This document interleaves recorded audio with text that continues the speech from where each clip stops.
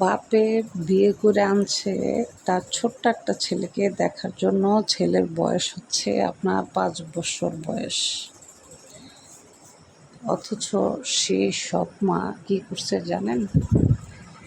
সেই সৎ মা ওই ছোট্ট 5 বছর বয়সের বাচ্চাকে একদিনও পেট ভরে খেতে দেয় না, আর প্রতিদিন প্রচণ্ড মারে তাকে। একদিন সে কী করছে জানেন? প্রচণ্ড মারে। সৎ মা বিয়ে করে আনছে বাপে ছেলেকে দেখাশোনা করার জন্য।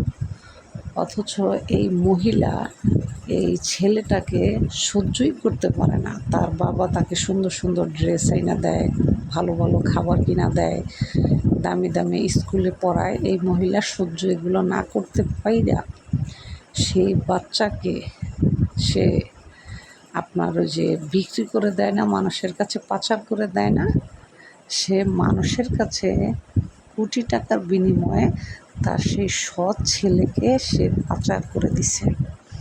আপনি চিন্তা করছেন সৎ মা কত খারাপ? সে কোটি টাকার বিনিময়ে সে বাচ্চাকে সে বিদেশে পাচার করে দিছে।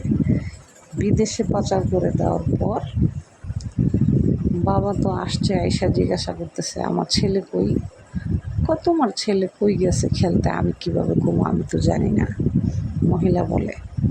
অথচ মহিলা কিন্তু কোটি টাকা দিয়ে অলরেডি ছেলেরে বিক্রি করে ফেলাইছে। তো সবসময় একটা কথা মনে রাখবেন, লোভে পাপ, পাপে মৃত্যু। আজকে আপনি দুনিয়াতে জিততে গেলেও কাল হাসরের ময়দানে আপনি আটকে যাবেন। কারণ একটা শিশু বাচ্চা, অবুঝ বাচ্চা, মা নাই, এতিম, সেই বাচ্চাটাকে আপনি দীর্ঘদিন আঘাত করছেন, মারছেন, এর বিচার আল্লাহর কাছে আপনি অবশ্যই পাবেন। সেই বাচ্চাটাকে বিক্রি করে দেওয়ার পর যাদের কাছে বিক্রি করছে কোটি টাকা দিয়ে, ওই লোকেরা আবার মানুষের কাছে তার হার্ট, চোখ, কিডনি এগুলো কোটি কোটি টাকায় বিক্রি করে। এখন কিন্তু এগুলোর ব্যবসায় বেশি হইতেছে, বুঝছেন? প্রচণ্ড পরিমাণে এই ব্যবসায় চলতেছে এখন। ছোট বাচ্চা মানে পাইলে মানুষ কিডনি নিয়ে যায়, চোখ নিয়ে যায়, তাদেরকে পাচার করে কোটি টাকা দিয়ে বিক্রি করে। এখন মানুষে এই ব্যবসাই করতেছে। তাই আপনাদেরকে আমি সাবধান করে দিই, আপনাদের ছেলে মেয়েদেরকে অবশ্যই চোখে চোখে রাখবেন, আর কাজের মানুষের হাতে বাচ্চাকে উঠাই দিবেন না। এখন পরিস্থিতি আসলে অনেক খারাপ হয়ে গেছে।